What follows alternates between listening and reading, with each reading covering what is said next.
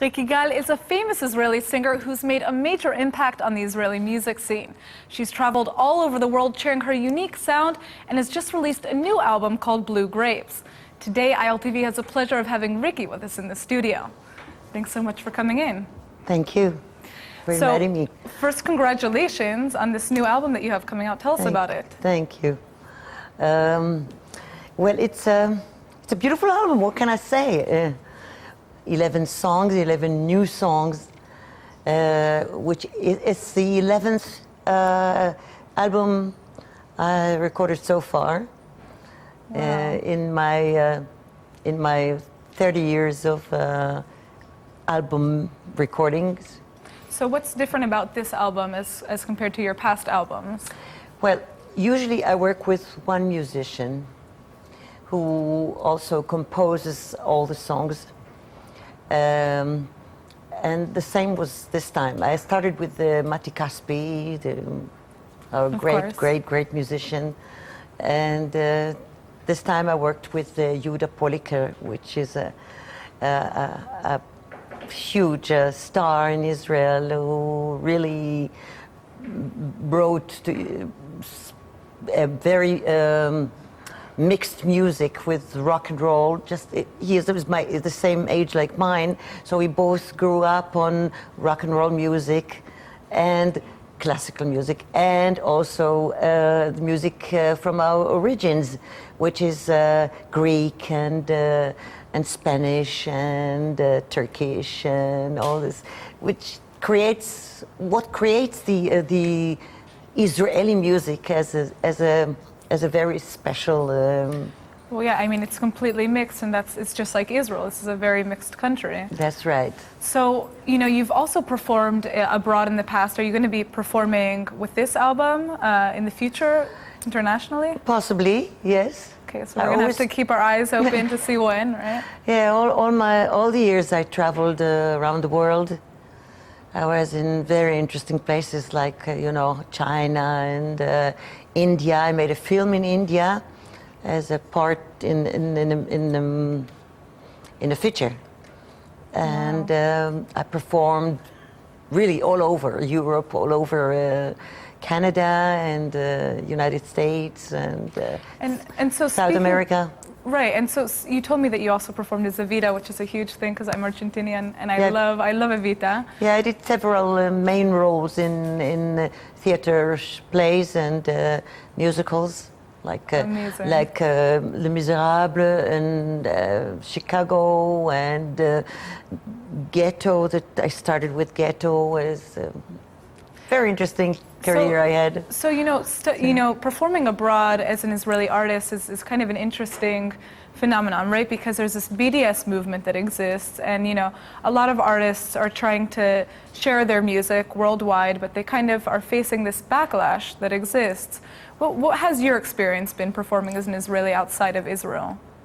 Well, all the young singers I meet today, and remembering me as a young singer, we all want to sing in English because this is the world's language, and when you're young, you really are anxious to of course to connect with the world with your music, just like as you see all the time with big stars. But when you grow up in the profession in Israel, then something changes in you naturally. That I fell in love in Hebrew when I was in New York. I studied in New York 4 years and performed there, and I naturally felt that I dream, think, and feel in Hebrew. And this I didn't want to lose. And then I came back here and then started recording seriously on all my albums. And I realized how connected I am mentally and, spiritually with my language. Yeah, to the language, of course. Yeah. So performing as an Israeli outside of Israel, what is that experience? Do you get any negative feedback because you're Israeli? No. Usually Israelis that go to perform in other states. They perform for the Jewish community, for the Israeli communities that are now very large in many places, like Los Angeles, for example, or even New York. I performed in the Carnegie Hall, and the place was full of Israelis, so and some Americans, Jews, of course. So there's no problem. It's all natural. Right now we're seeing, you know, the scrambling of art and music and politics. People are trying to connect artists with their political views and kind of show that to the public to get feedback. And my question for you is, how related should your music and should your artwork be with Israeli politics? Do you think that you need to be giving an opinion about, you know, the Israeli political situation? I don't think, I feel.